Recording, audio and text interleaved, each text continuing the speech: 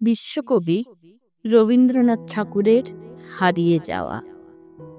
ছোট্ট আমার মেয়ে সঙ্গিনীদের ডাক শুনতে পেয়ে সিঁড়ি দিয়ে নিচের তলায় যাচ্ছিল সে নেমে, অন্ধকারে ভয়ে ভয়ে থেমে থেমে।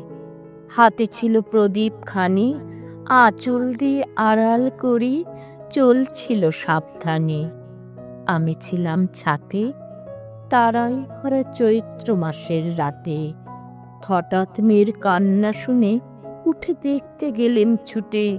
সিঁড়ির মধ্যে যেতে যেতে প্রদীপটা তার নিভে গেছে বাতাসেতে। সুধাই তারে, কি হয়েছে বামি? সে কেঁদে কয় নিচে থেকে, হারিয়ে গেছি আমি। তারায় ভরা চৈত্র মাসের রাতে ফিরে গিয়ে ছাতে মনে হলো আকাশ পানে চেয়ে আমার বামির মতোই যেন অমনিকে এক মেয়ে।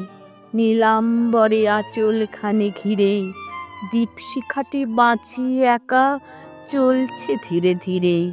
নিত্য যদি আলো যদি হঠাৎ যেত থামি, আকাশ ভরে উঠত কেঁদে, হারিয়ে গেছি আমি।